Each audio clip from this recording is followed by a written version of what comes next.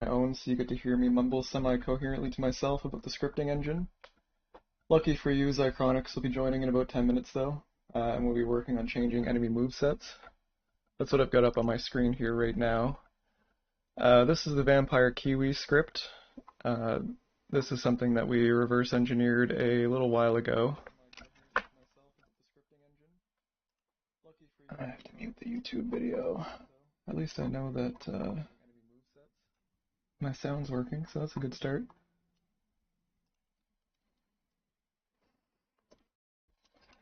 Alright, so this is something that we started reverse engineering a little while ago. Actually, we were working on this on a previous Devstream, probably about a month and a half ago at this point.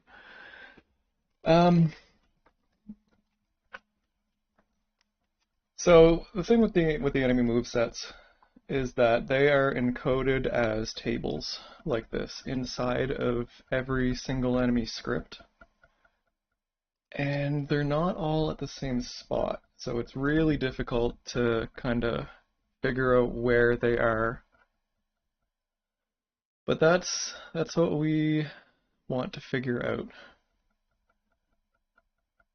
So what we're going to do is we're going to take another enemy combat script and start reversing that one and just kind of see how it looks, see if there's any similarities.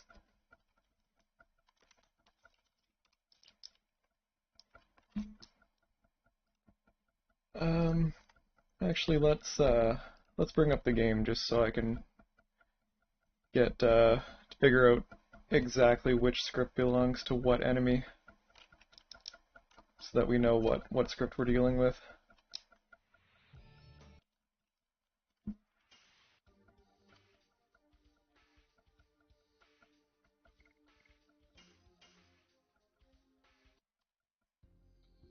I saw a crash sneak by.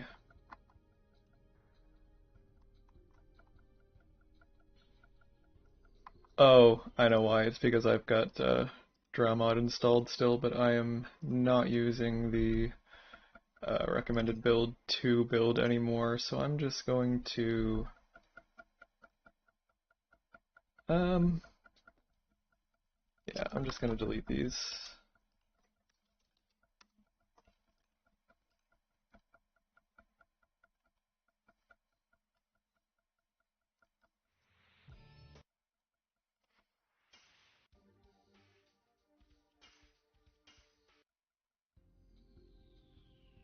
Alright, so let's just do something really simple here. We'll just, oh, look at that.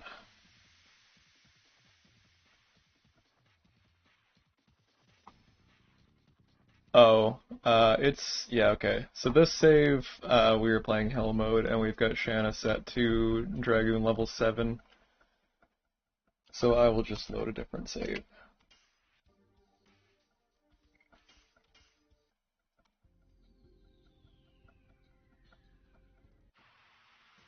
There we go. And we'll just go into the script debugger. Actually, we'll go into the combat debugger first. Berserk mouse. Make combat index 0.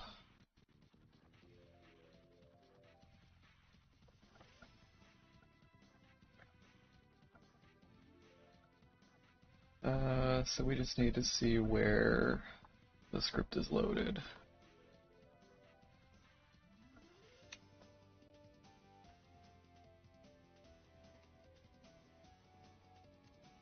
I guess I can probably just search for Dragon 1, since that's where all the enemy scripts come from. Alright, looking like script 25.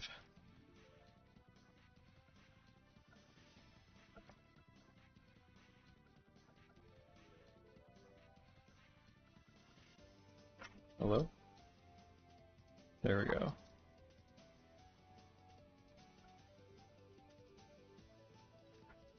Alright, we no longer need severed chains running, but we will need the script parser.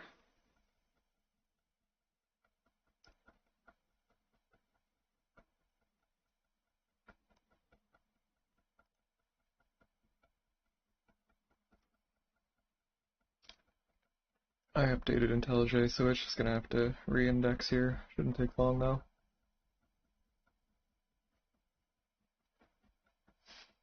What's up, Icarus?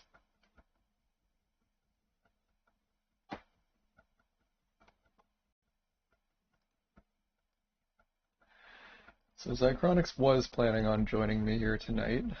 He had something come up, but he will be on as soon as possible.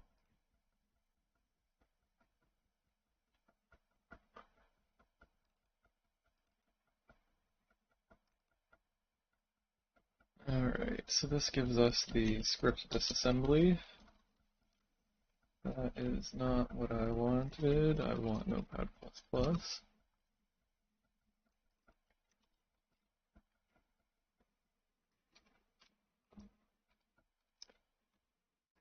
And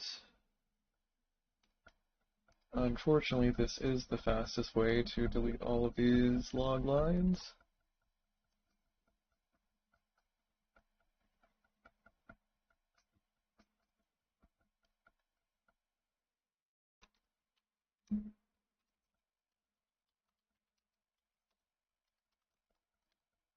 Hello? Oh, hey there, Chronix. Oh, I don't know if it's just me, but you are super quiet. Am I? Yeah. Um, I seem to be picking up normally on Streamlabs. Maybe it's just Discord? Oh, I wonder if Discord is actually using my headset microphone.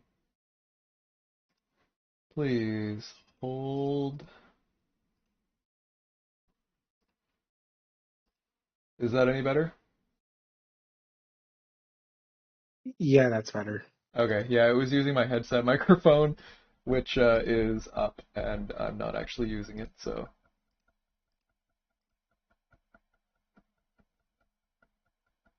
Alright, so I was just about to start disassembling the Berserk Mouse script.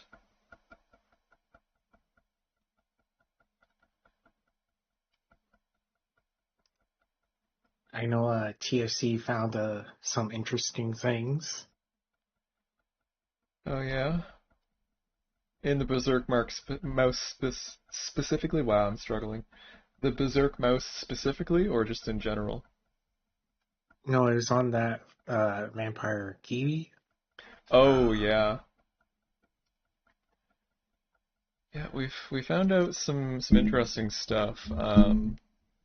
Well, one thing, something that people kind of suspected, but no one really knew for sure, is that enemies do preferentially target the character of the opposite element. They have a considerably better chance.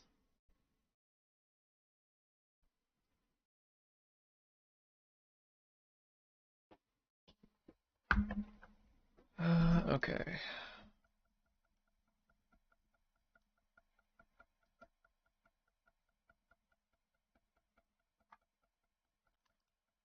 So our entry point into this script is 75AC. So let's just jump all the way down to there. You got here just in time for the script editing.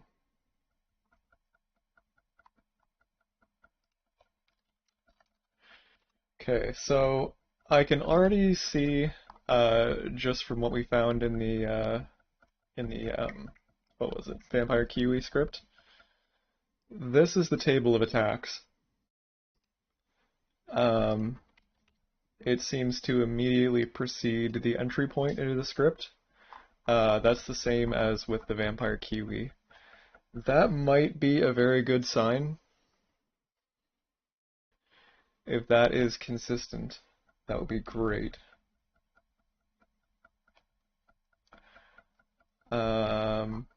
Yeah, 7538, 7538. Yeah, so this is basically the same.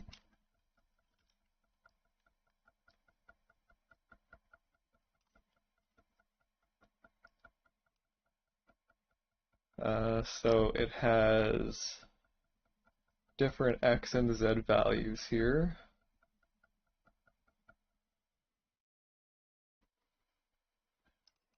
Interesting. So these subroutines are actually at the same memory addresses even.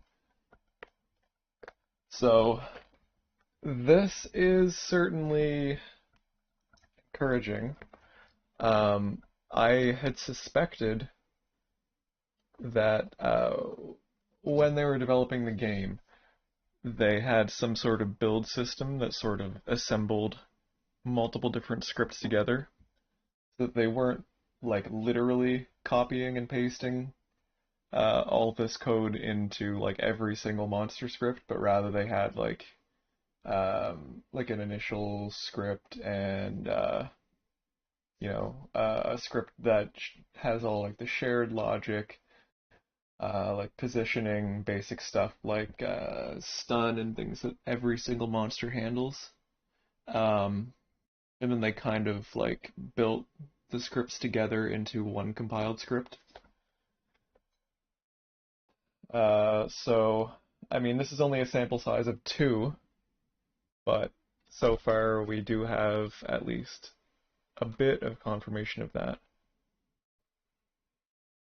Try with the Zeeg or Faust. Yeah, we will look at that in a moment. Because I do suspect that there are going to absolutely be exceptions to that, which, isn't fantastic, but, it's better than literally every single one being handmade. That would just be a nightmare.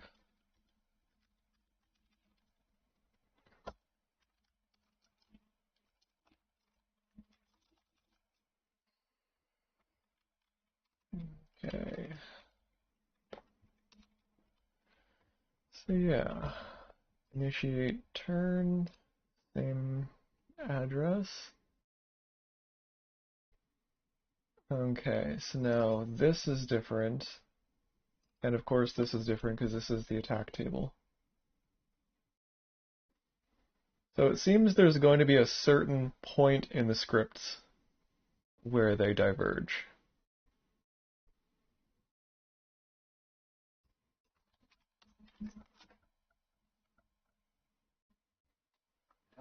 We're definitely the same up until at least 1C40, because the addresses are matching up.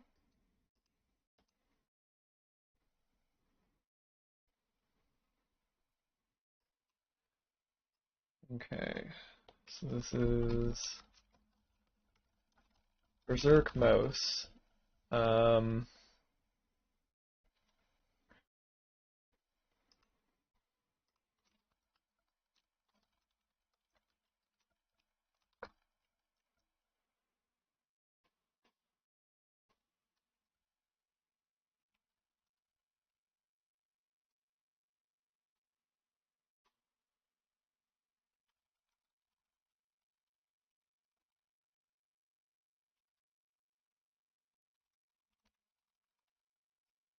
Okay, here we go. This is the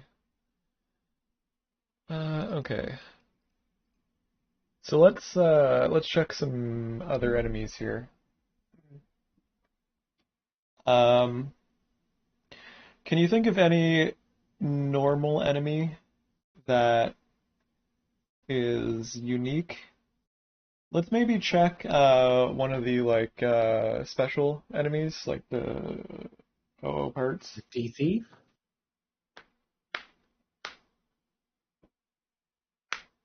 I was thinking more along the lines of the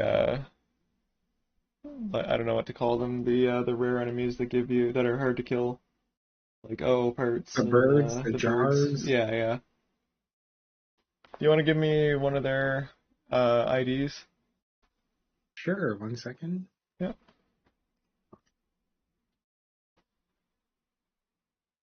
Because it's Pride Month, we're going Rainbow Bird. Excellent. 75? 75.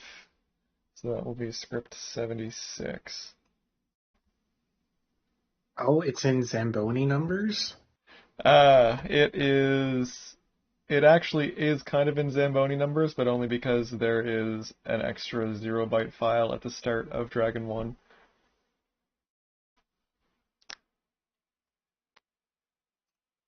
Okay, so let's pop the script parser back open. Script number 76.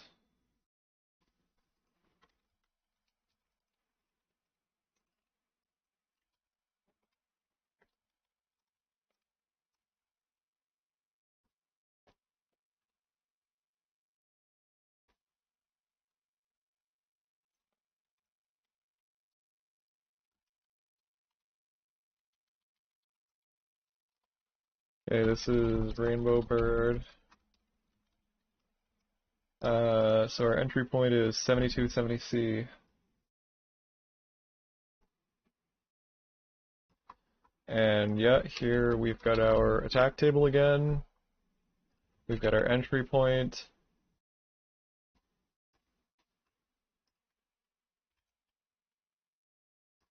Uh, okay, this one does have different offsets for these lower subroutines. But this part does seem to follow the same, hopefully the same format. Let's just kind of restructure this a little bit here first.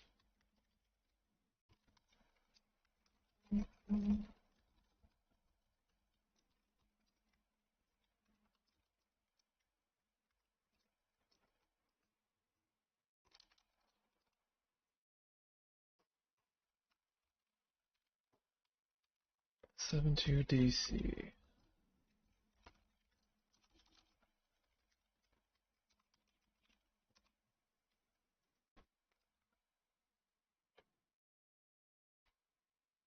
Yeah, it is a bit unfortunate that they don't all share the same low functions, but it could be worse.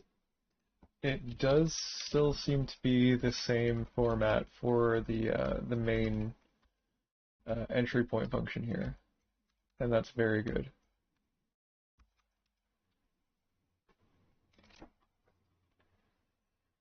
Alright, Zychronics, let's get a boss in here.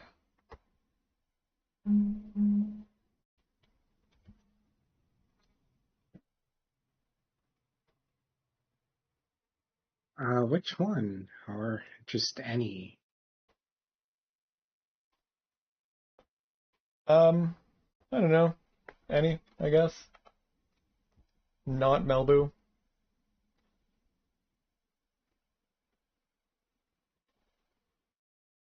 Firebird, 415. 415.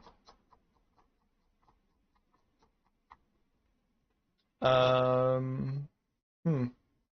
Bosses aren't here.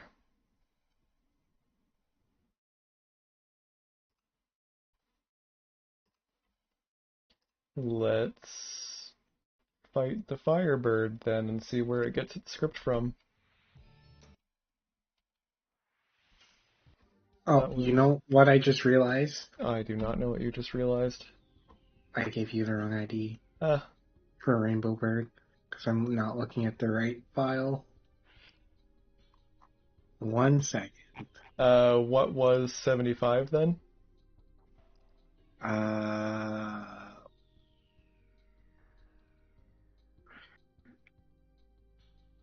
ID 75 was Scud Shark.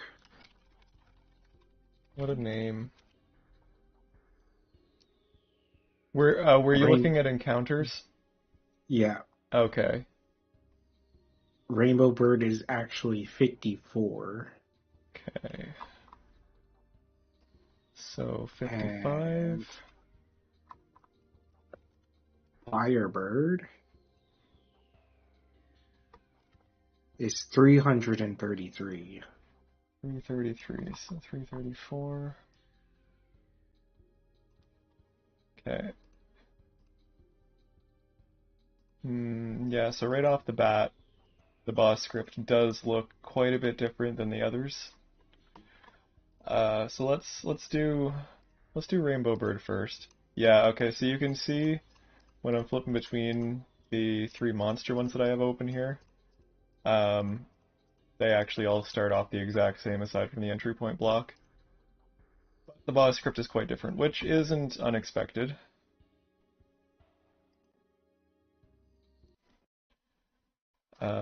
So 55. You said 54 for the Rainbow Bird, or yeah, for Rainbow Bird, right? Yes. Okay, so let's do Rainbow Bird here first.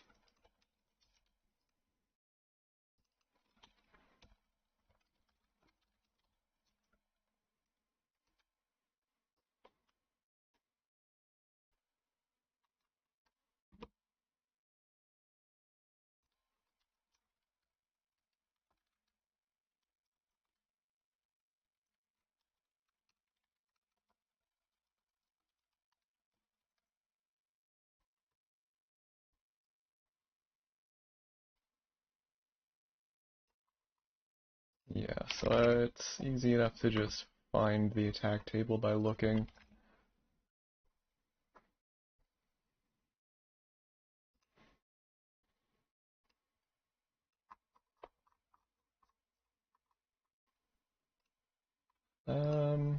Okay, so Rainbow Bird and Scud Shark are actually, yeah, so they both have this format that is different than Berserk Mouse and Vampire Kiwi. Well, not a different format, but different offsets. So that's kind of interesting.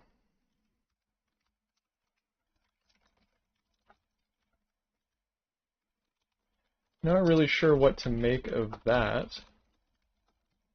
It seems there may be a few different kinds of base enemy script.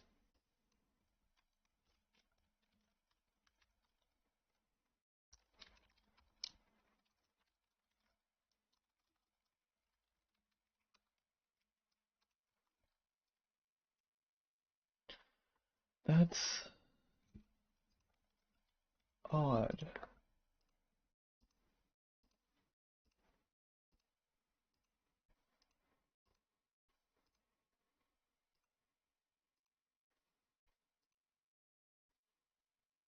Hmm, okay. I don't really know what to make of that.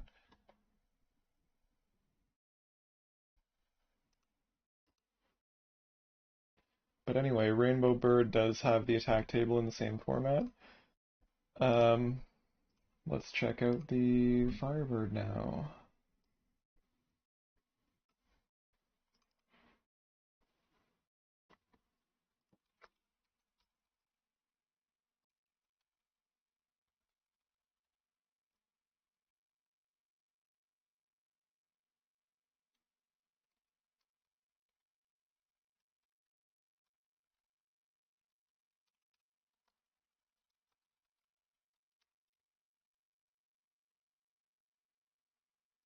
Yeah, so right off the bat, this is different.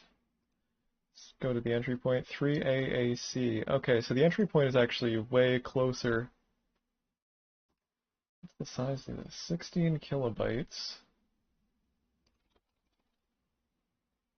Yeah, 3D5C versus... Interesting. The Firebird script's actually like half the size of a regular enemy script.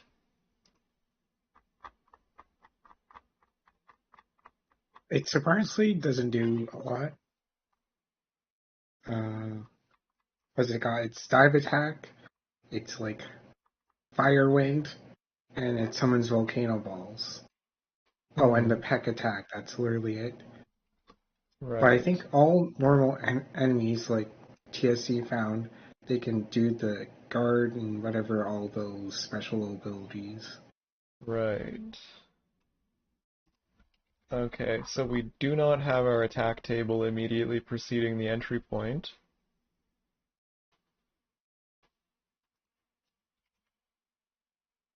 So that's something. I don't know what. Hopefully we will find out. Okay, where's this method end? Maybe this is the attack table? Yeah, this is way different. Okay, let's start cleaning this up a bit. 3B F4.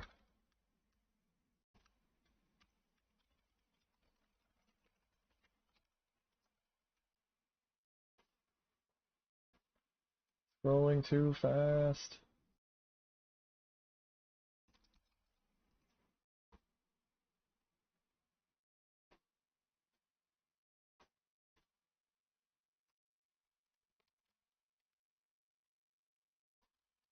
Maybe 90.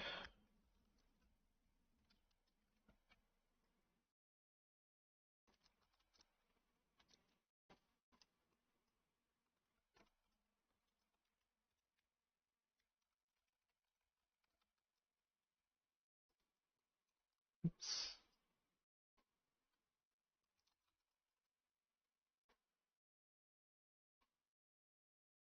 Uh, okay. Oh, okay, I see. 3B68. This gets moved into here.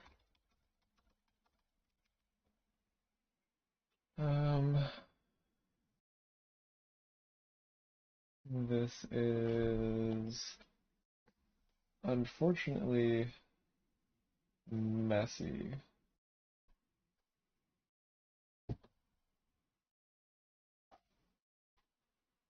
Yeah, this doesn't restructure nicely into control statements because of how the jumps are laid out.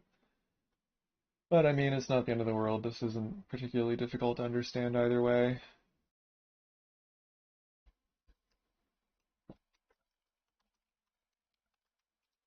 Maybe D4.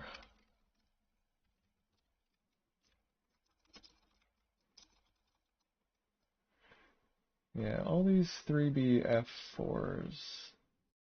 Okay.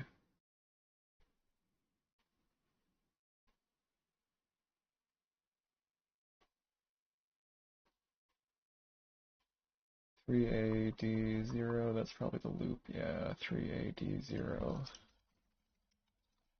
That's the main loop of the attack.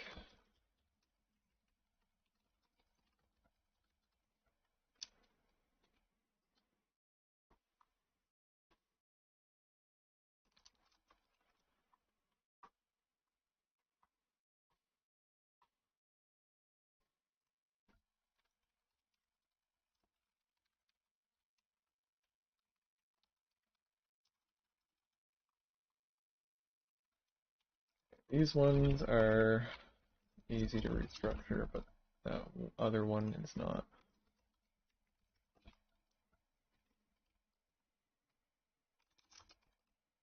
This one, since it's doubly nested inside of this if statement, is annoying, but I mean, it's fine to leave one jump in there. It's not the end of the world. It's not super hard to figure out what's going on here.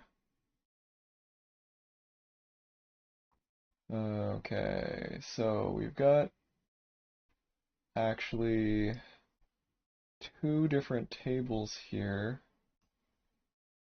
3C14 and 3C24.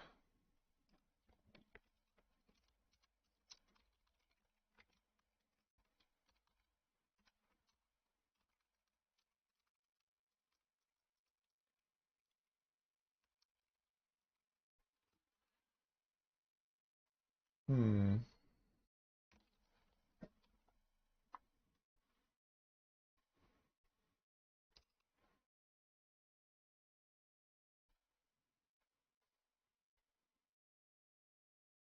Okay, so we've got this counter, what I'm assuming is a counter to 60.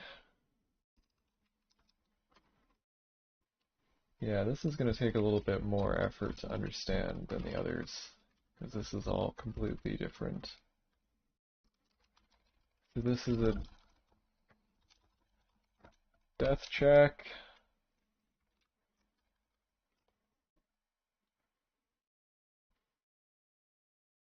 I'm guessing that this is the same as this part here. That's going to be the initiate turn, but I'm not going to mark that yet just in case it's not.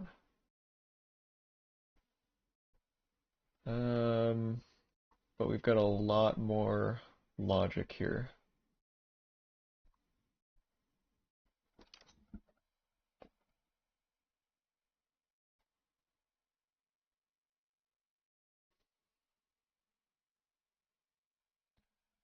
What is game bar 4531?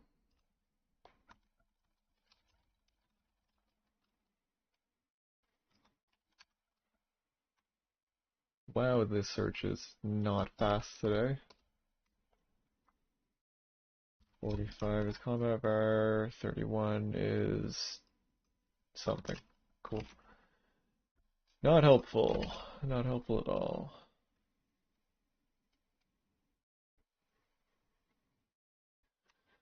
That is used pretty extensively through here. 45, 31, 45, 31, 45, 31.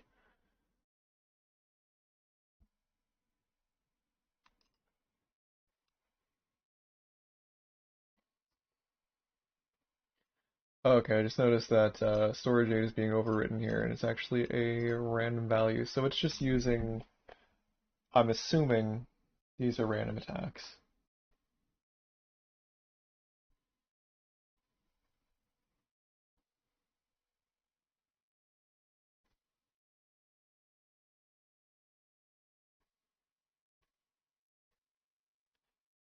It would be quite easy to patch this so that the random always returns the same value, so we can see what these different things are. That might be interesting.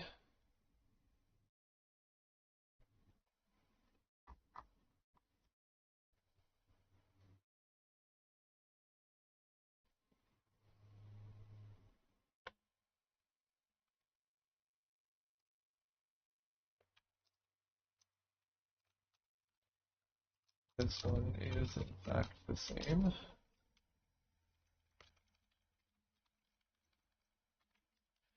Let's take a look at subroutine 40, right at the very start.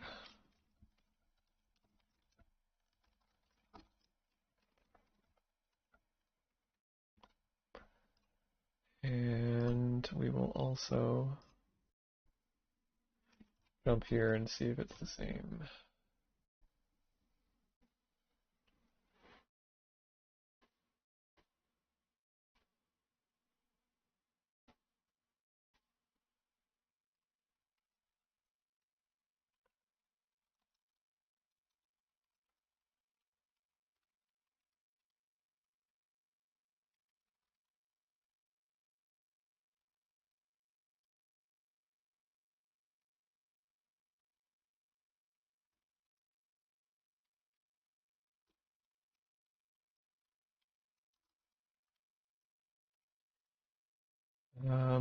So it doesn't call that first thing, or it doesn't do the whole waiting loop there, which is kind of odd.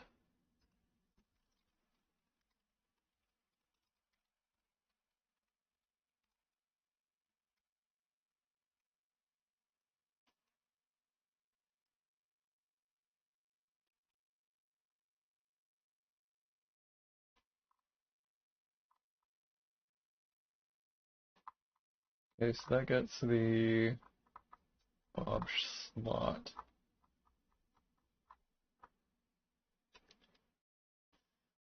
This is initializing some game variables.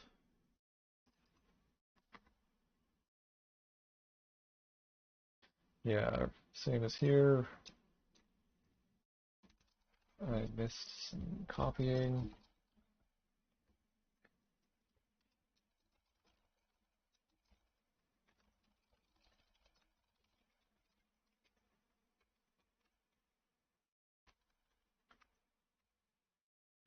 Hmm. What is 5?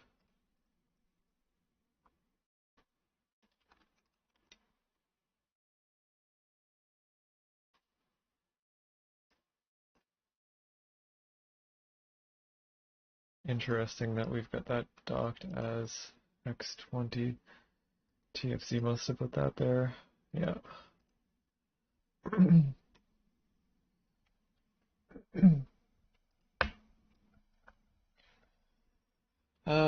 But that set the -1 on the Vampire Kiwi, so that's interesting, but who knows what that means.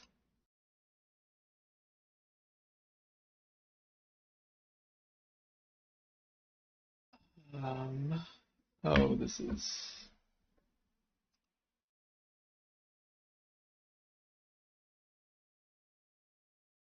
Yeah, okay, this is just to do this in a slightly silly way, but we can change that.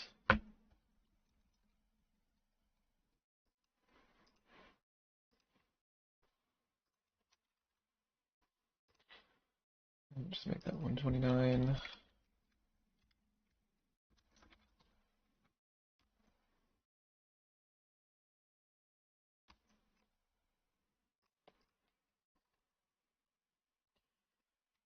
$45.0, yeah, we don't have that either. We don't have most of these, unfortunately. 129 is status.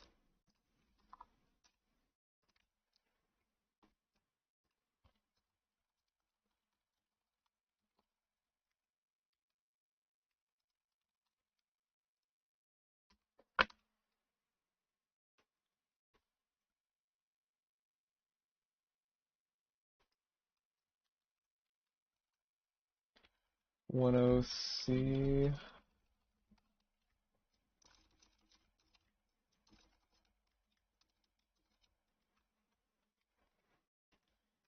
E8, so this is a loop.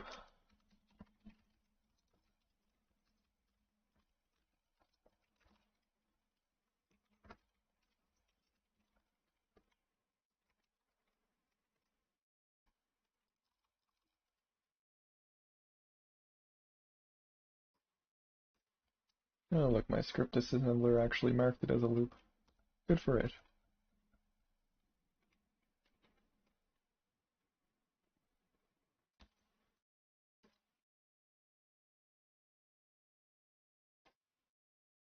Okay, this is... Okay, no, that's fine. That's resetting a bunch of combat variables. And then resetting some more combat variables.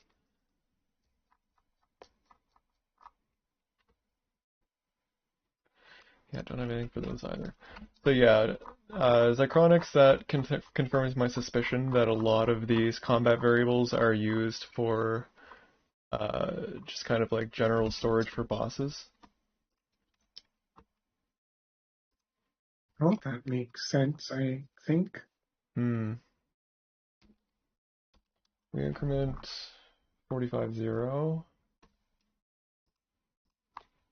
We don't have anything for 45.0. Okay.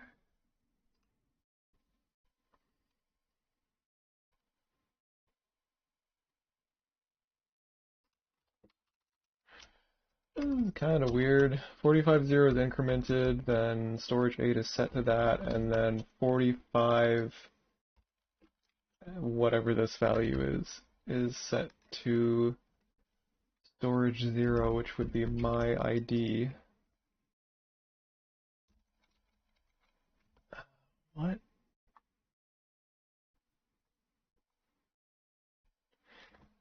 What would be the purpose of that? It's like...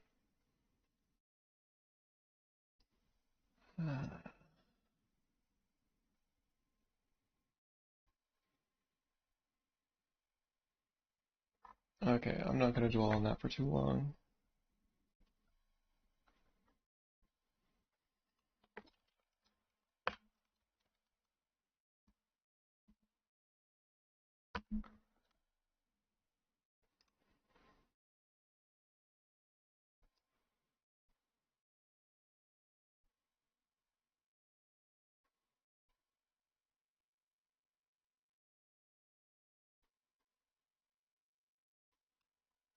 Okay, back at the entry point. So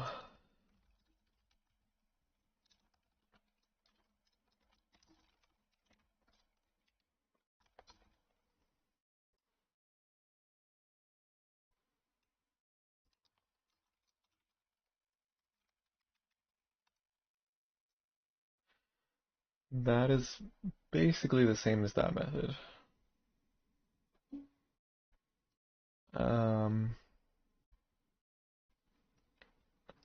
Oh, sorry, this is the my turn check, not the am I dead check. Oops.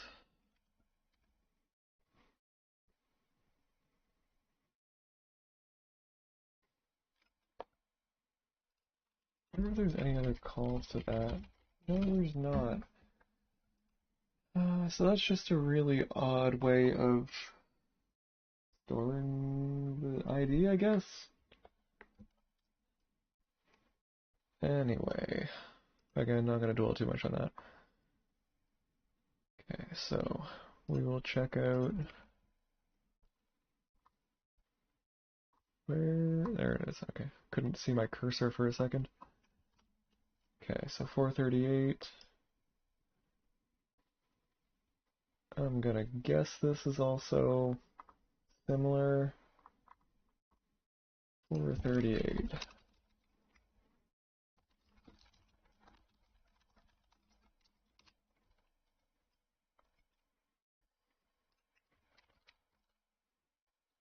Yep, we've got a do while here.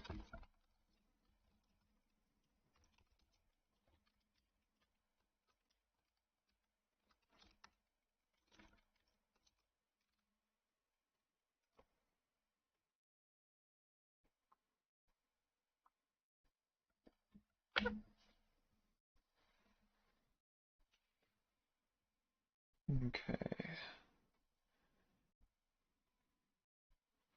So we don't have this call, but we do have this.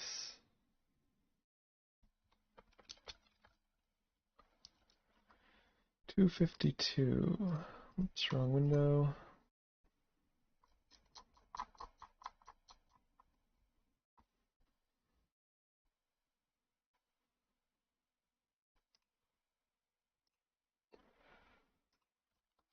Set my move ID to turn start. And then we don't have the 148 set to 0, but we do have subfunc 168.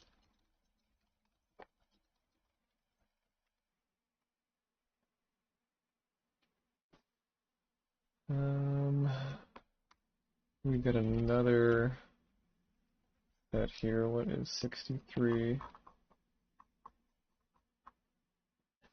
We don't have 63. Then we've got, yeah, 371, which is the same here.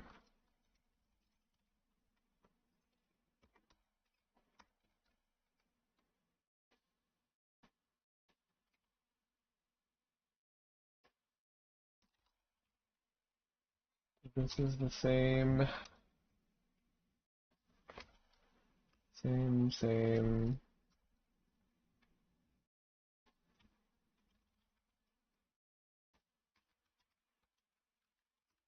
4B8.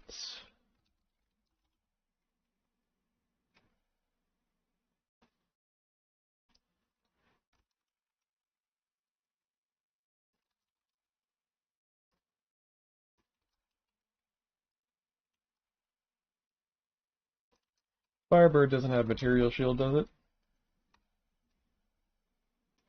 Or magical No, it does shield? not. No. Okay, so this must be shared code again. 48. Yeah, this has to be shared code because we're handling that stuff here.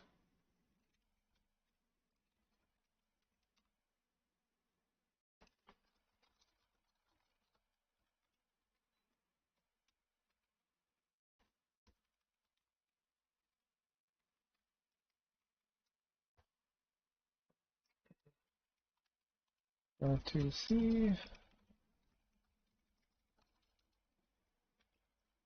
5, 3, 4.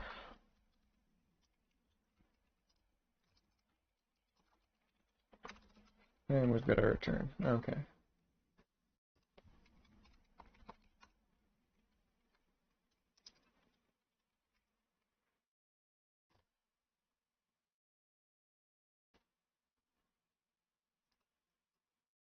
Let's take a quick jump to here and see what's going on.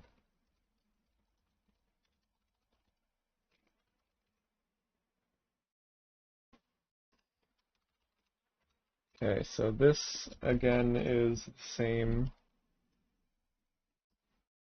as here. Just gonna verify that.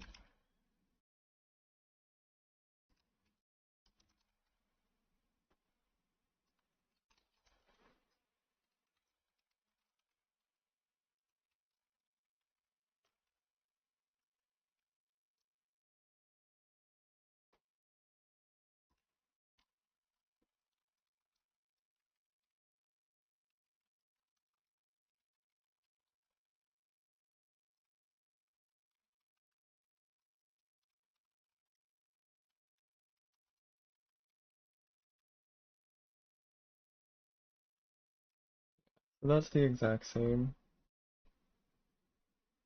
Easy.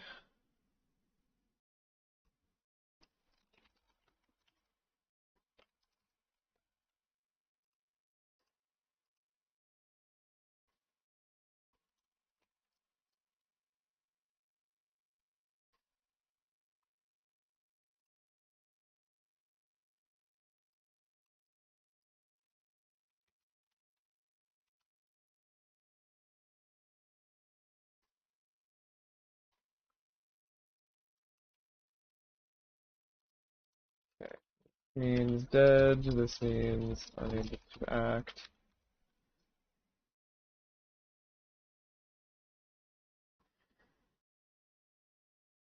Can you Sigstone Firebird? No, you can't six stone any boss. Except for Django. Oh, can you? I thought it was just Isn't that... Satchet. Oh, sorry, yeah. No, that is Satchet. And I mean, Gustav and Rodriguez are considered minor enemies, so you can do that. But I don't think anything that's considered a boss, you can. Right. Hey, fuzzy triangles. Fuzzy triangles is saying that Django can be... Oh, okay, never mind. Alright, so yeah, we can see here that the regular enemy script has a check for the Sigstone, but the boss script does not, which makes sense.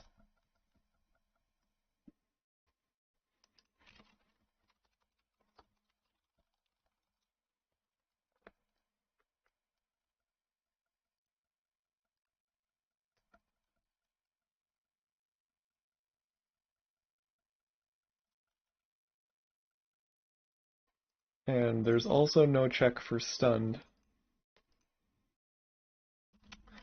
which again makes sense.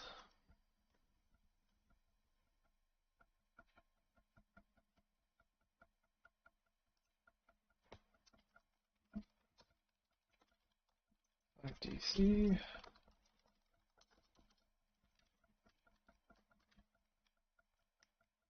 584, so that's a loop.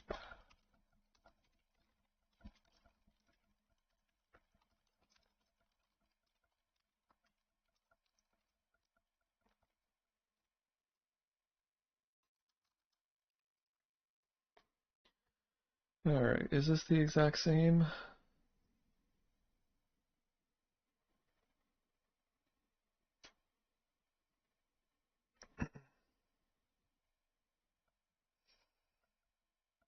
It is looking the exact same.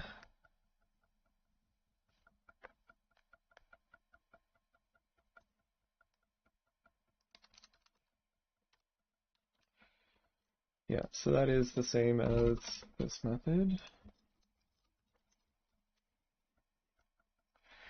So we do have a fair bit shared.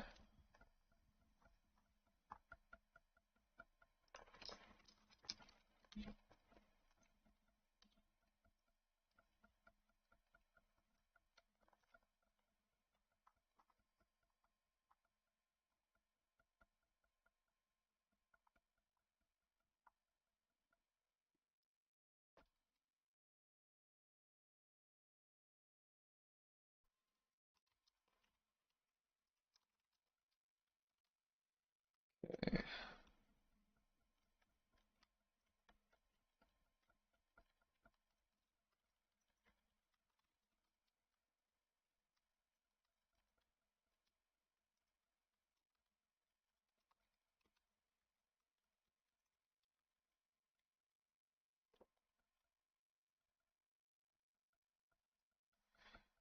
Back to the entry point.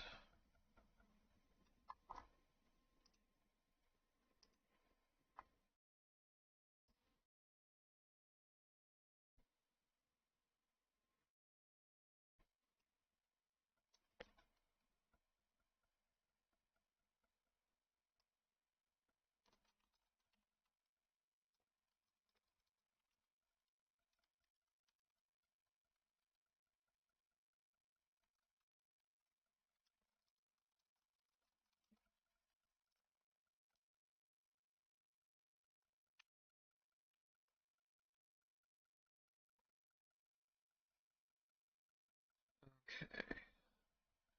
So this is where we diverge substantially.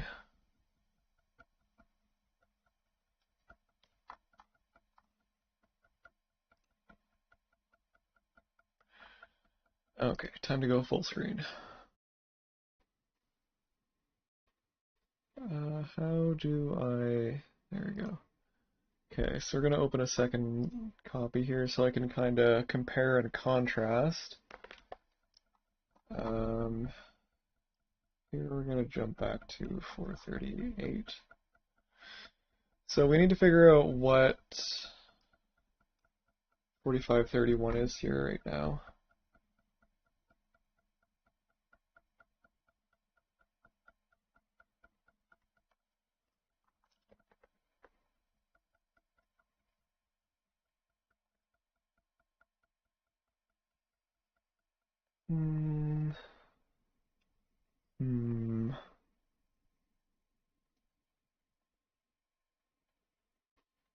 Okay, nothing in this method.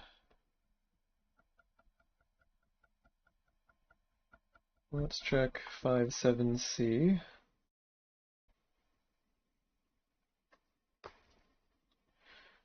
Got no 4531 there either. So it must be in 37BC.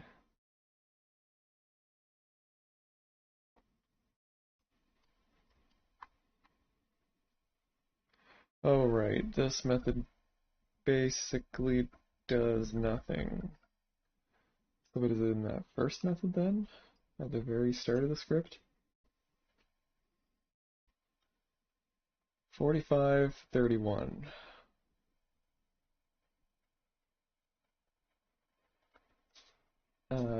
This would be resetting 4531 to 0.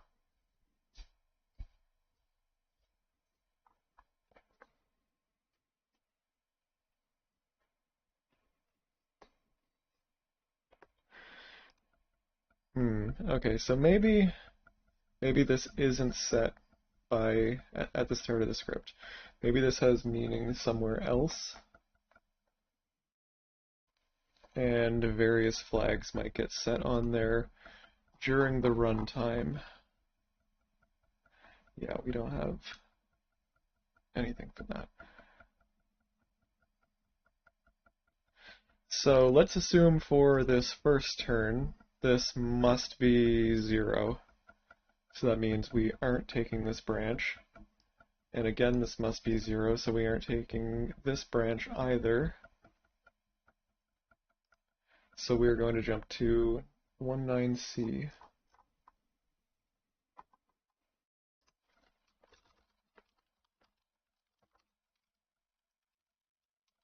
Okay, just a really simple subroutine here. Let's see what subfunction 177 is.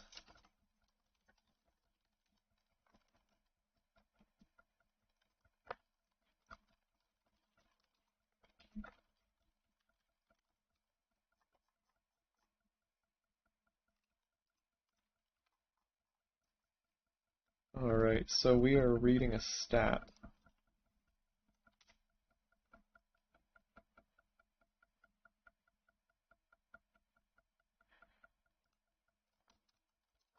Read my... Now, what is stat 6? Hit points. Into S9. And read my... Oh, that's max hit points. Into S8.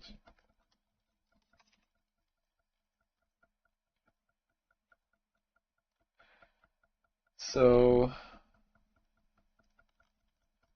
this is getting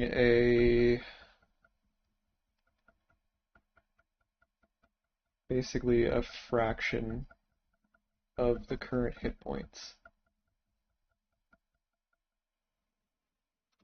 Yeah, it's taking current HP, multiplying by 100, since we don't have floating point numbers here, and then dividing by max. So that's going to be a 0 to 100 representation of current hit points.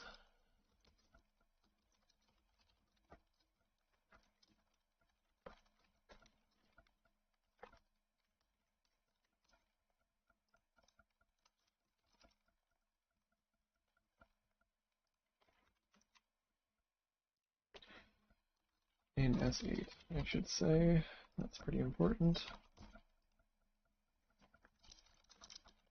Greater than 60%. Okay, so yeah, here we go, Zachronics. If the hit points are greater than 0%, it uses this first table, and if they're less than 60%, or less than or equal, it uses this other table. 60%. Yep. Not 50. Nope. Huh. The value is 3C. That's 60, isn't it? Yeah, Yeah, 48 that's plus 60. 12. Yep, so 60%. There's not one for 25 or something? Doesn't look like it. Huh. I wonder if that's per boss enemy. Give me another boss ID. I should be able to find that pretty quick. Oh, okay. Let's see. Oh, Grand Jewel, the favorite, 335. Okay, so 336 is the file.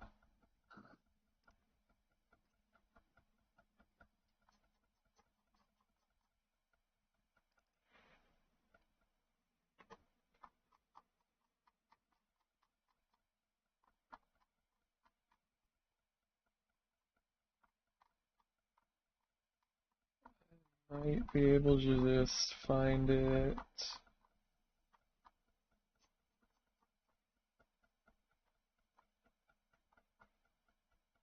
Okay, let's see what the entry point is. 3F58. Oh yeah, okay, I'm way off. 3F58. Alright, we're in here.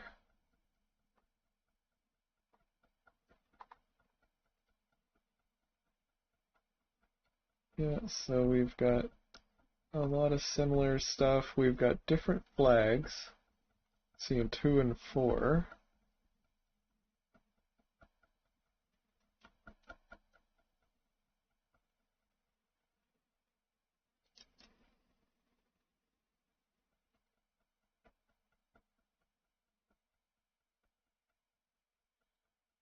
Okay, so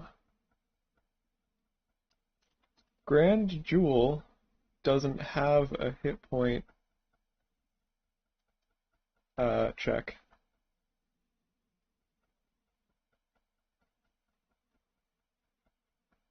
Interesting. I'm trying to think of a boss that would do that only does X when they're under. Oh, Dole. The Dragoon version specifically. I believe Dole only summons his shield below a certain health point percentage point. Right, Dole's a fairly complicated fight because there's multiple stages to it. But What's maybe another one. Oh, Sandora Elite, the first one? Or is that would that be complicated as well? Because Sandora Elite only summons the shadow duplicates under a certain threshold. let's look at Dole. I'm curious. Dole? Kind Okay. of morbidly so, but curious nonetheless. 268. So 269. Okay, the script starts off the same.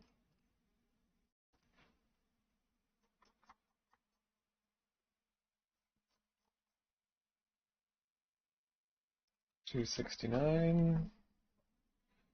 The entry point is 4F58. Yeah, this is a longer script.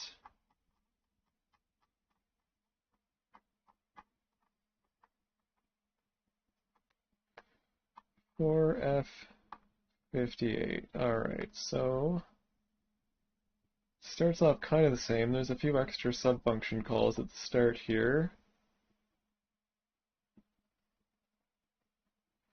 More of these flags. So it seems 4F31 is just kind of like generic boss flags.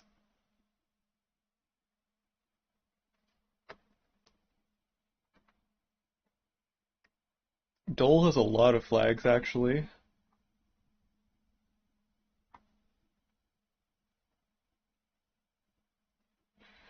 $20, $10, $2, $8.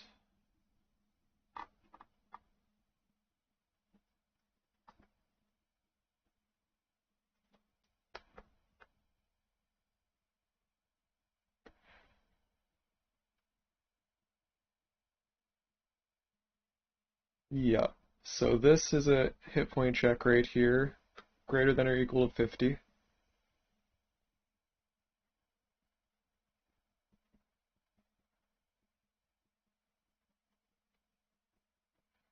C4.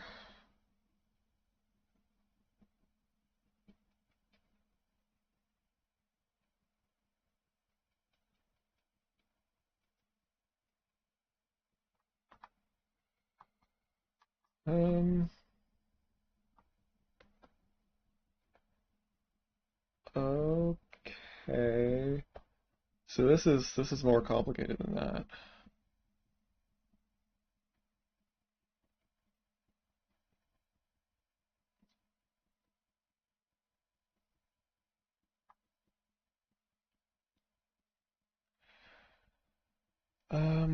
Where are we jumping from 50 EC? Okay, so Dole has two tables. One of them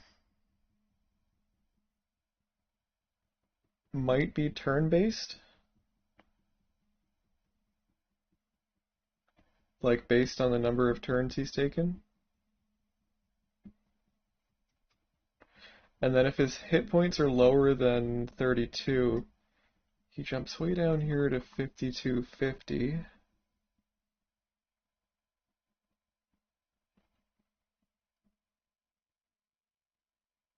I'm I'm guessing I'm guessing that this must trigger his second stage. 51 OC.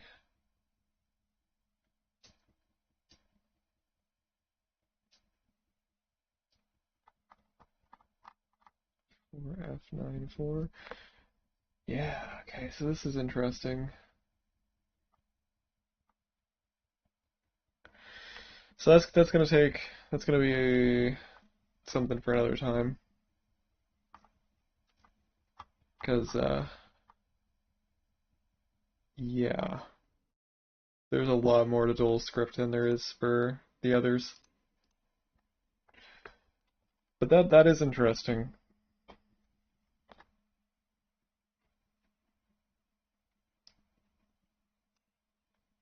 Firebirds is pretty simple.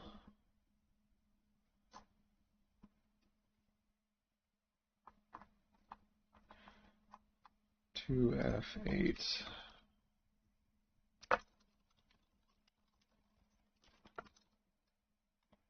Oh yeah, Chocolate says Dole is my mortal enemy.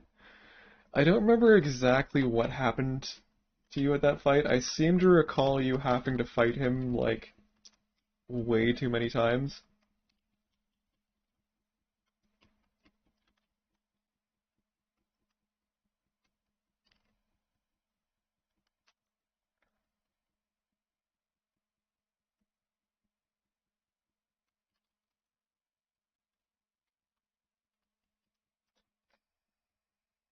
Okay, this is also interesting. What is game var 51?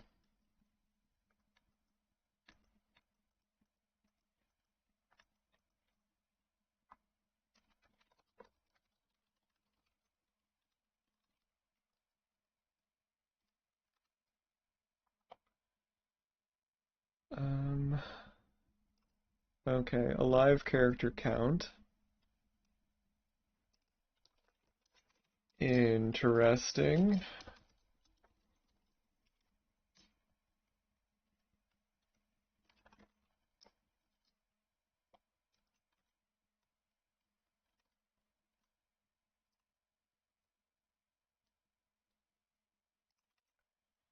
So we're getting a random... Oh, okay. No, this isn't interesting. It's just picking a random character to attack.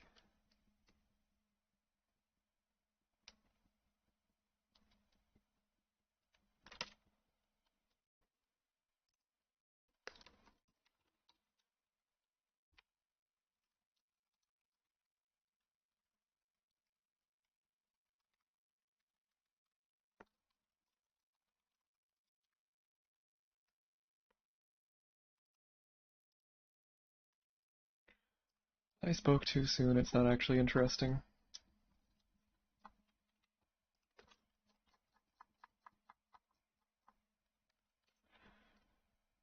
Um, what was that? 251.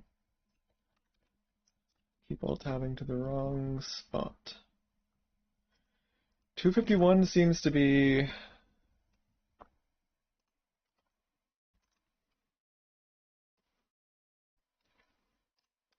the random target it chooses.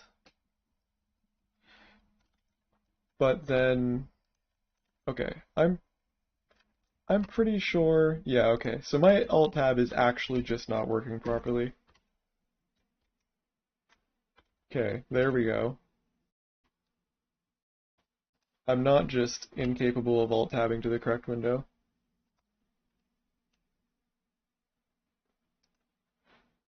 And that is also set as the target. Pick random target.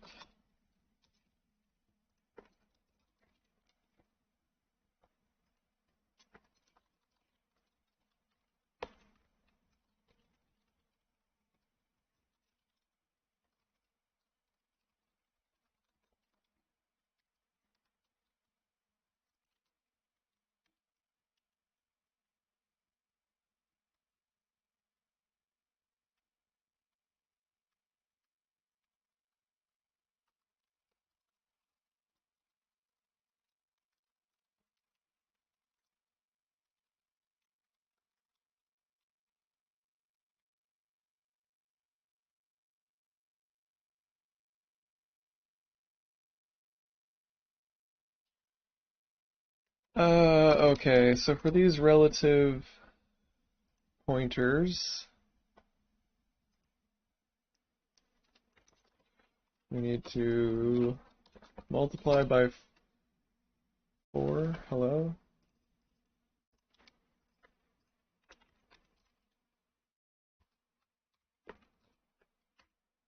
Oh my god. Why? Why do you do this, calculator? When I press enter, I want you to calculate, believe it or not.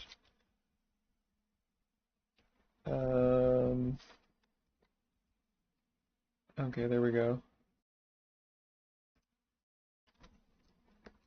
And then we add the base address. So that's DA4.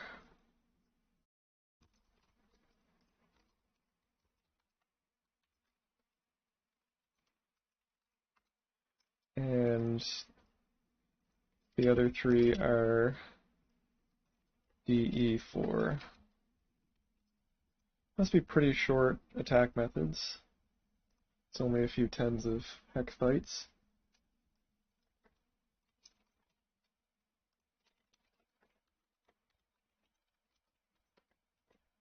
Wait.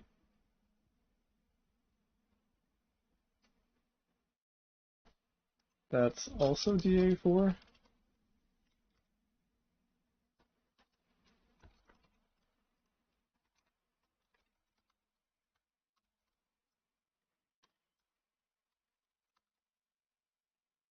Okay, well at least we have a different attack here. So it seems like there is an attack that it uses 1/4 of the time, regardless of its hit points, because this first one in both tables is DA4. And then 3/4 of the time, when it has greater than 60%, it uses DE4, and when it has less than 60%, it uses DC4. So those attacks are only 20 hex bytes long. That's pretty small.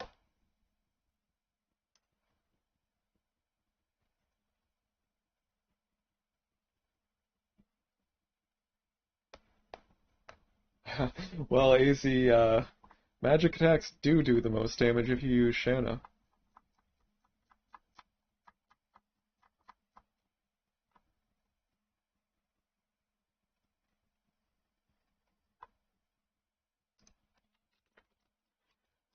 Okay, so this is subroutine, greater than 60% HP, attack 0. It's actually smaller. Oh no, it's not.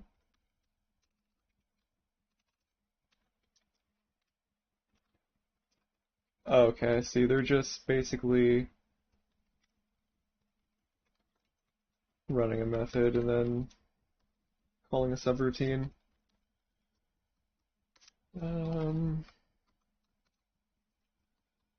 Less than or equal to 60% HP, attack 1 through 3. And then actually, I guess this is any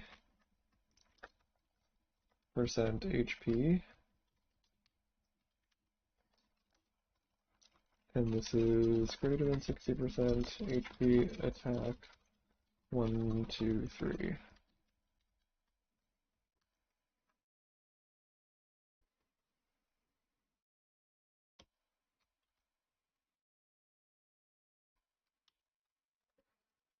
That's using that 251, so that's a specific target.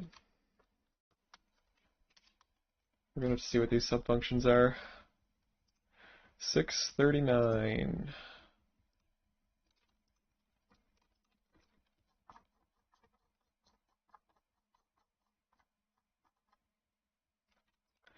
Is an unknown.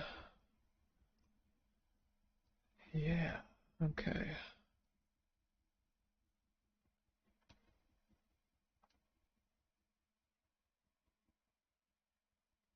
Hmm. that seems to be loading a def.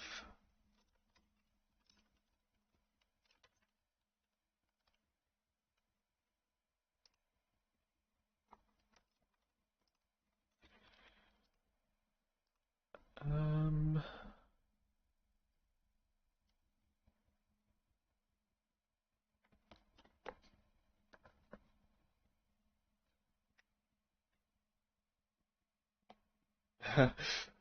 yeah, I never really use Shanna either, to be honest with you.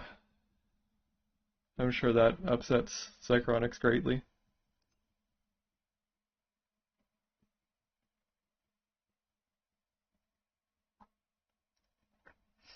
I'm also not sure that Zychronix hasn't fallen asleep. Oh, I was muted.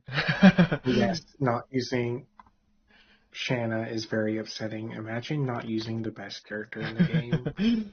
Right? Shame, shame.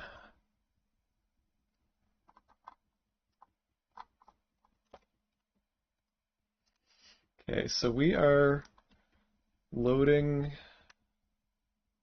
a def.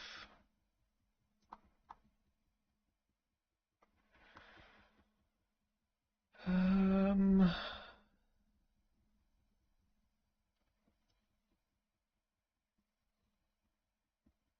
okay, this is some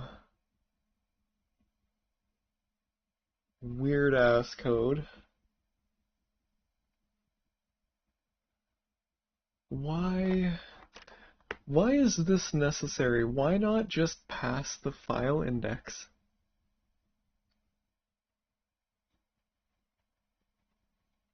Instead of doing all this math, like, what is the point? Okay, let's try and figure this out. So we've got 14D0. So we're going to shift that to the right by 4. Of course, we get 14D. 14D. And then here we're taking that last nibble. That's going to be 0. So plus 0. Oh my god, this makes absolutely no sense. Why would they do this?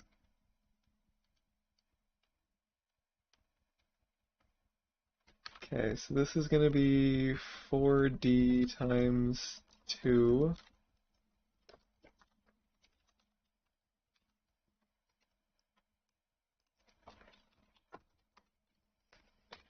Plus 800 FAEC4.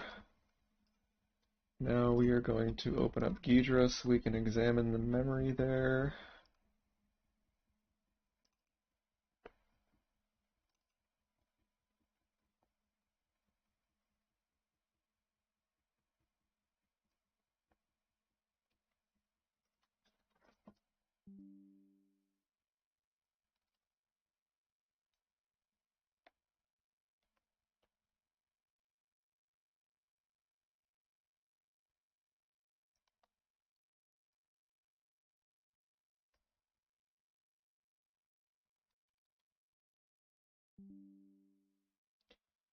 Alright, anytime.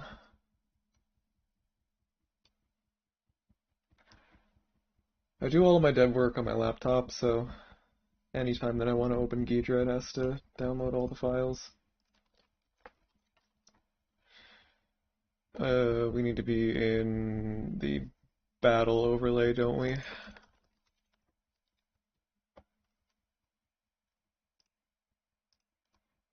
Okay.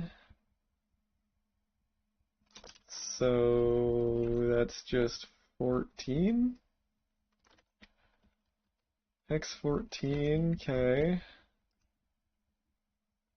A0 is 1d4. 1d4 is greater than 320, so we need to add 117. So we've got hex 14 plus 117 decimal.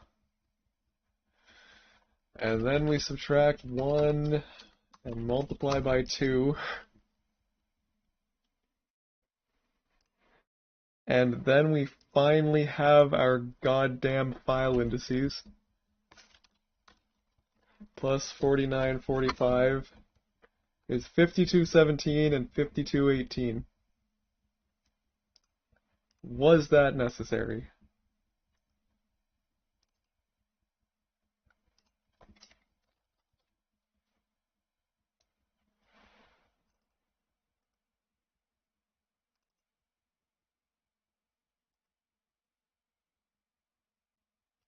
Kind of curious what Doom has these listed as.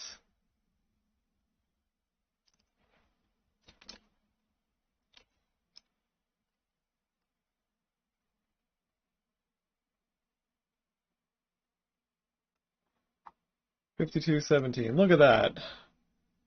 Firebird, lava, explosion, normal attack.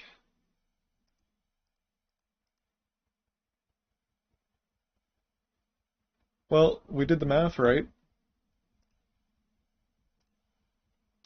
As silly as it is. 15 calculators later.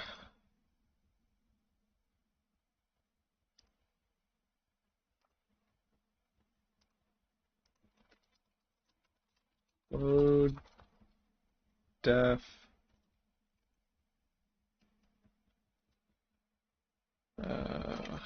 shit, what was that?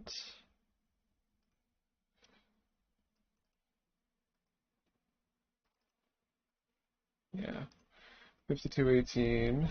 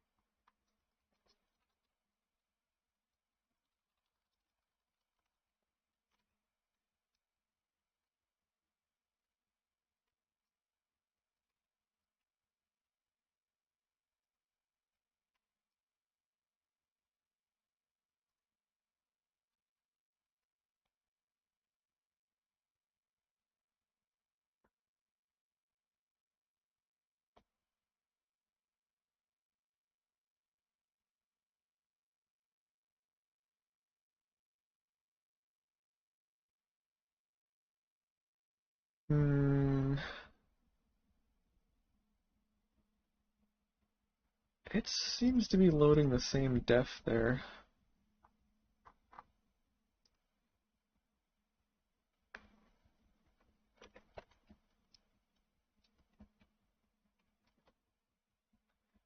Okay, parameter 1 is my ID.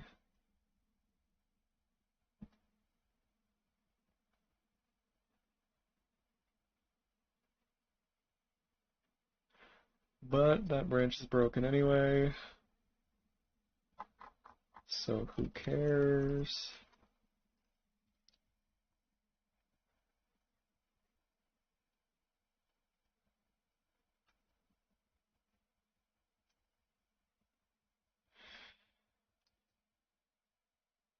Ooh.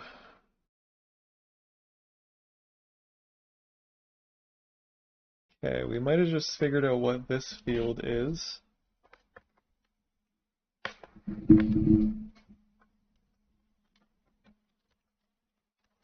It's passing in the target.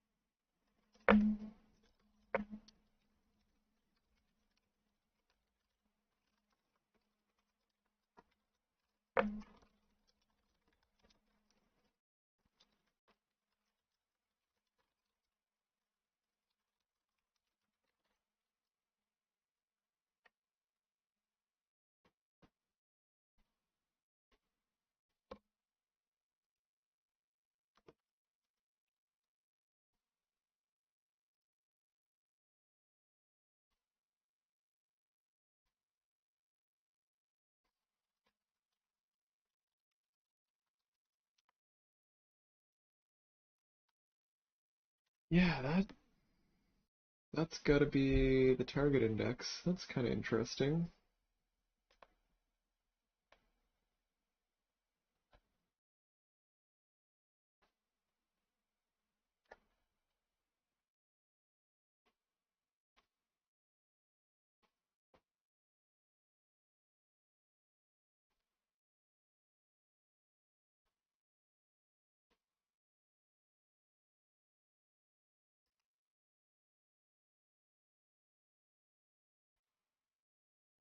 This is also interesting. It loads that same file as with the explosion attack, but it uses a different target and a different entry point.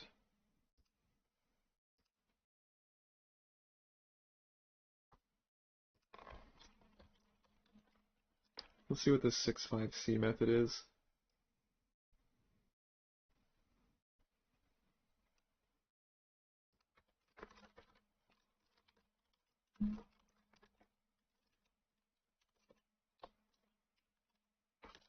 Okay, 173.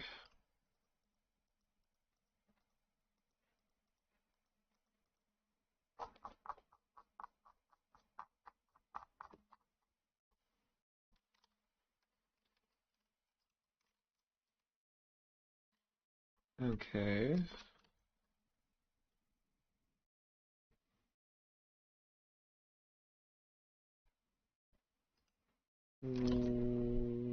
What?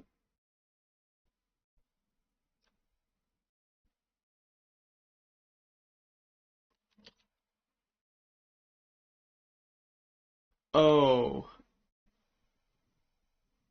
wait, what?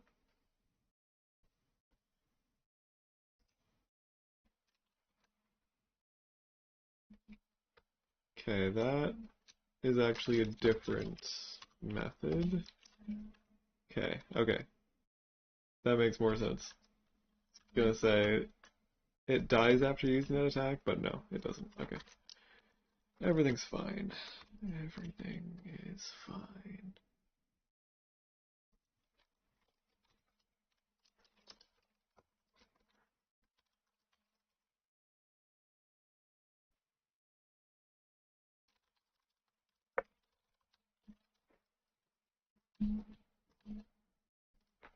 Okay, so this subroutine just jumps to a different subroutine. 21cc.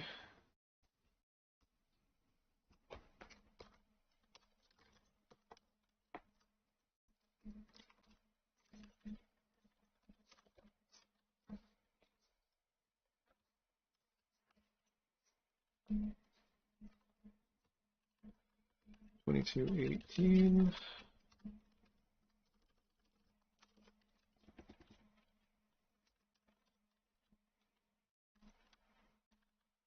One DC, so that is a loop.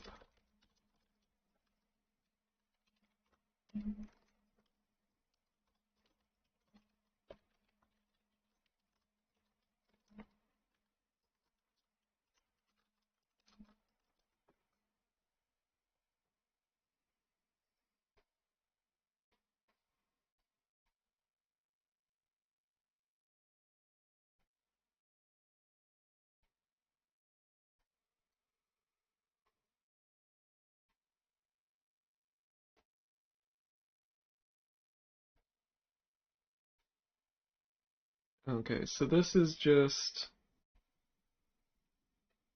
yeah, this is just kind of doing the attack. So we're not going to worry much about that.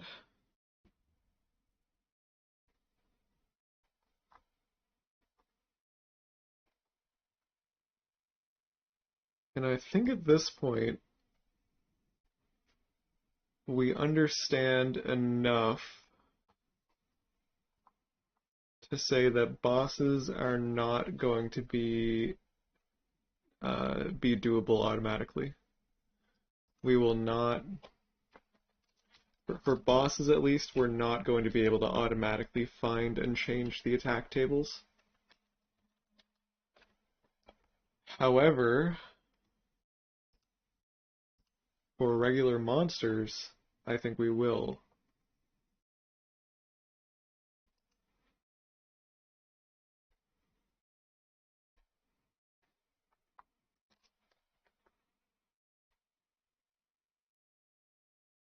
The regular monsters all seem to have this nearly identical format.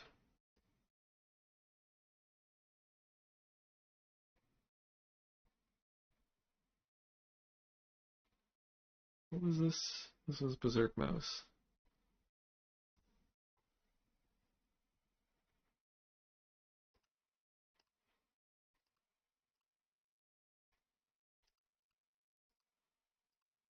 Oops.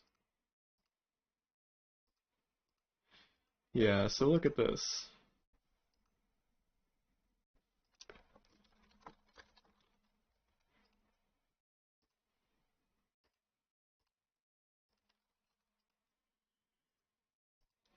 The entry point methods are identical aside from some different addresses and some different uh, variables, parameters.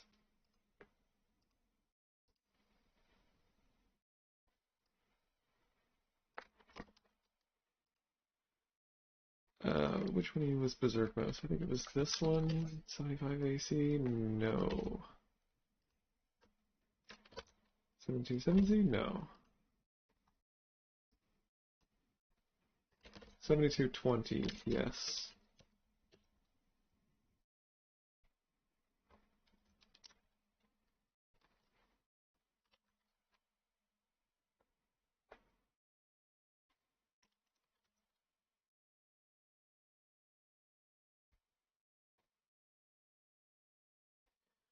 So now, the real question is, how do we parse this table out?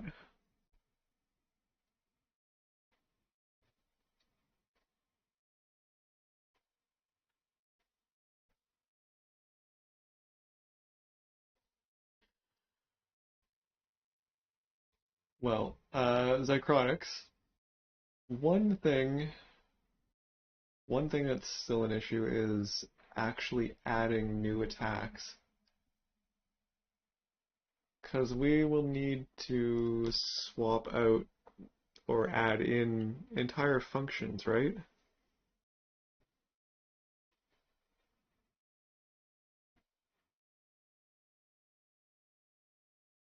Wait, for what again? Like if we want to add an attack, right? Like a new one or existing? Like add an attack to an enemy that doesn't have that attack. Oh, like say like guard or something. Because I mean, like we've got the attack table, right?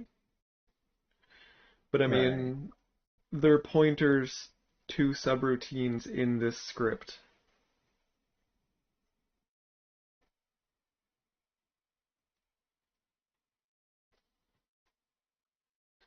So it would have to be specifically coded for each unique enemy. Well, I'm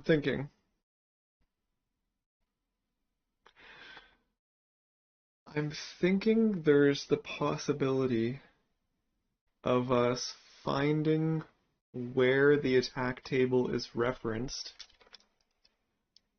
So we track down this line here in the script, and we patch this out to actually make a subfunction call, and then in that subfunction we can dispatch a modding API event.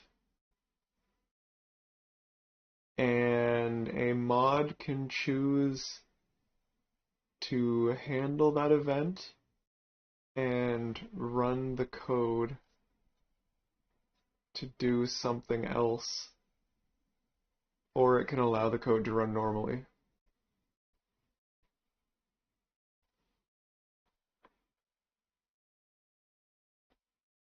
What do you think of that?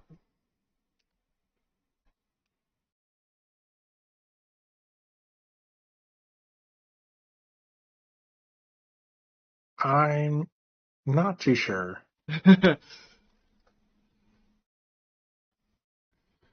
So, like right now, it is a relative subroutine based on which attack it decides to use, right? And it just dereferences that subroutine out of a table of subroutine addresses. So I'm proposing we patch the operation that actually jumps to the subroutine. We instead make it call a subfunction in the severed chain's code. That subfunction sends out an event. If a mod handles that event, then the attack does not get used. It does whatever the mod decides to do instead.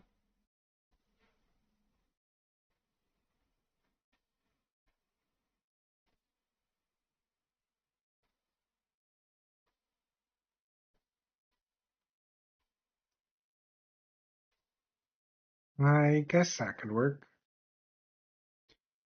Well, what else would you propose? I'm too tired to think of anything else. Yeah, I think we're probably going to wrap it up here sometime soon. That would be a lot to do right now for sure.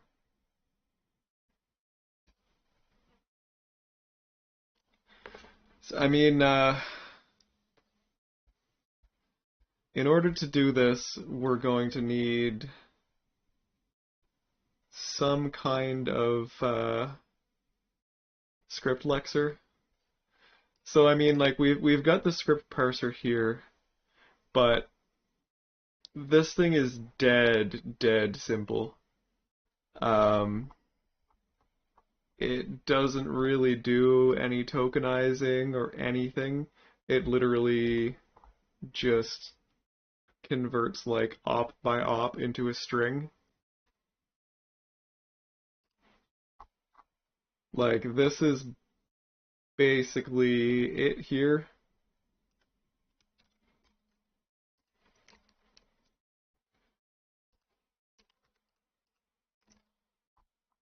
Like it does some basic parsing, parses it out as the script engine does in severed chains. Um, it's got the basic script functions encoded into it. And then that's how it parses out the parameters, and that's basically it.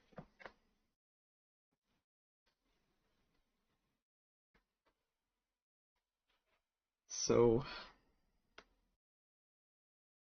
yeah, it's gonna be a thing to do. I'm wondering if we don't want to actually use like an off-the-shelf uh like lexer and parse the code into an abstract syntax tree maybe.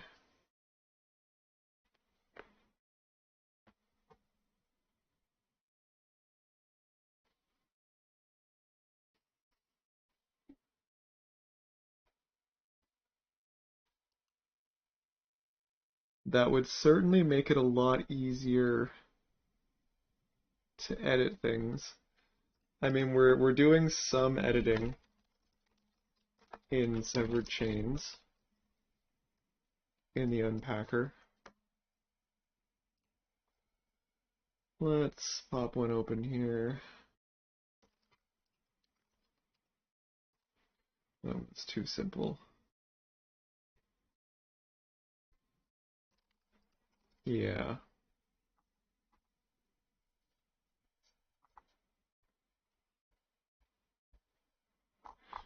So like here, this is just like dumb. We're literally looping through the script and looking for the number 9999 and replacing it.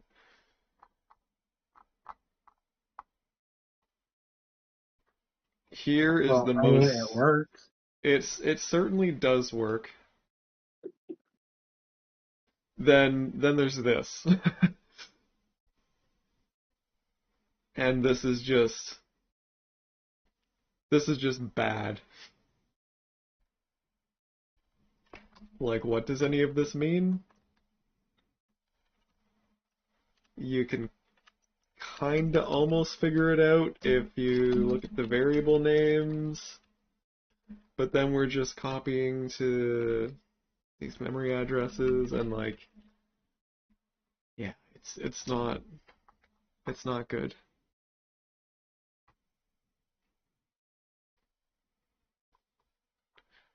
Fun fact, if there's anyone in the chat that is not already aware of this, in the scene where Livitz dies, Dart has no arms for half of it. And that's a retail bug, and that's what we fixed here.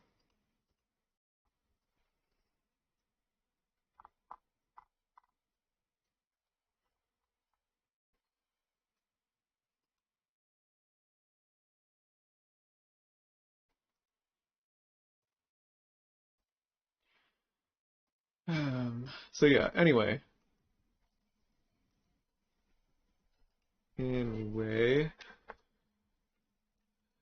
we I have a good understanding of what does need to be done in order to make these monsters extensible.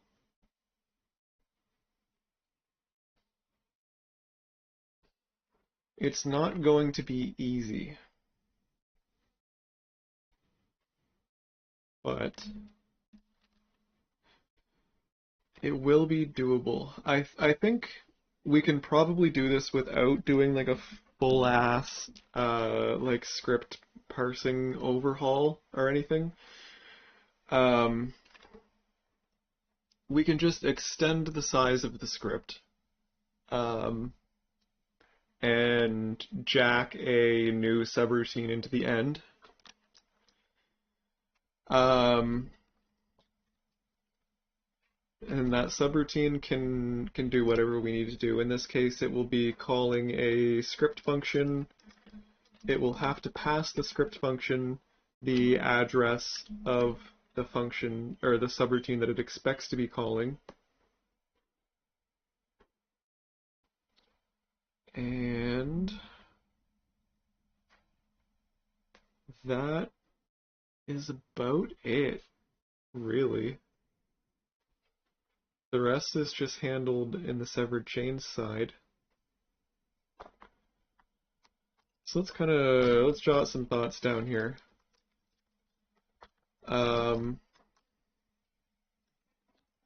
So first we need to write a script that checks every regular monster to make sure that the entry point function uses the same structure.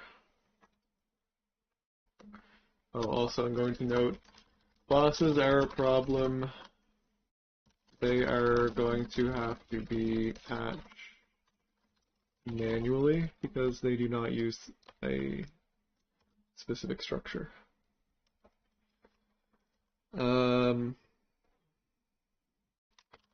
Parse out the entry point opcodes to find the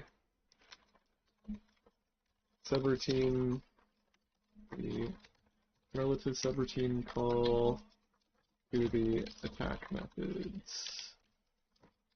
We may be able to just use an offset. It's out of line. We may be able to just use an absolute offset from the start of the entry point method if they're all the same.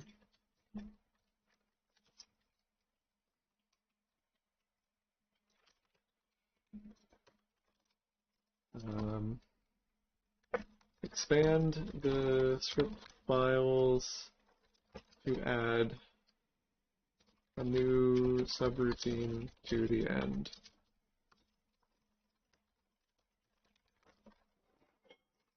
call new subfunction that dispatches event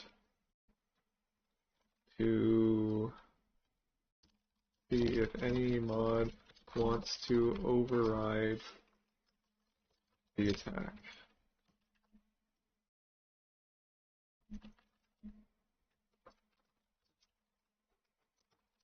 If so,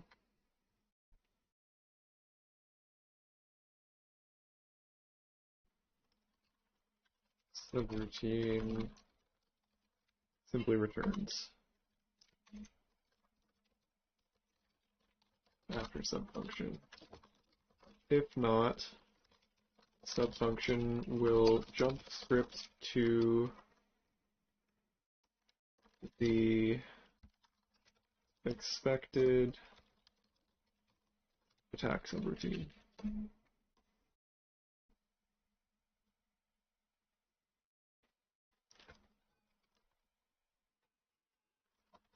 Patch out relative subroutine call to point to the subroutine we added.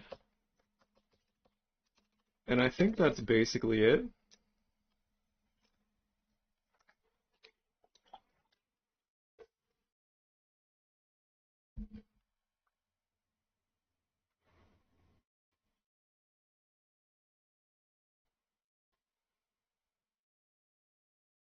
I think that's basically it.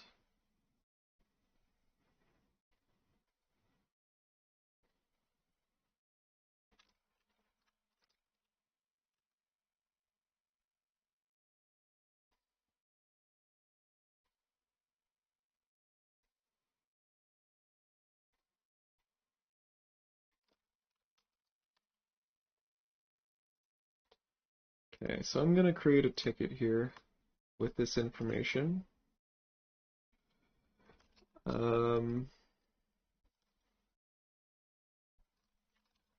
Possible solution to swapping out enemy attacks.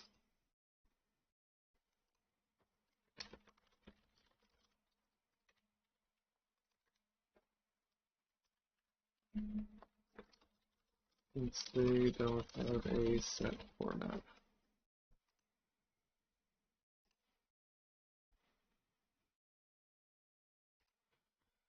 I'm going to set that as a discussion. We are not going to add it to any specific project or anything yet.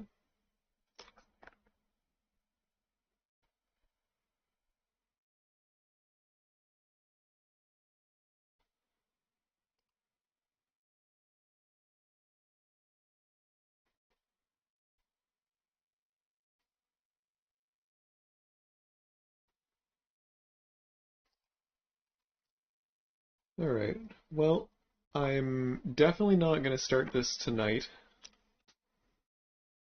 Was there anything else you wanted to discuss or anything, Zycronix? You want to extend the stream by another hour? Not really. I am good for now. Alright, does anyone in the chat have any questions? Zycronix, do you have any closing words?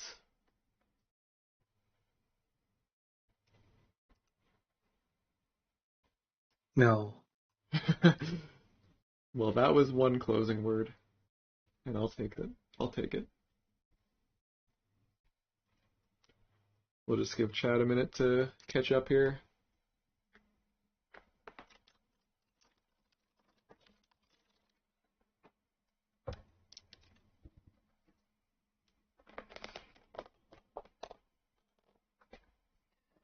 It is, I have to say, it is very nice that we are actually able to understand scripts now. We've come a hell of a long way from where we started.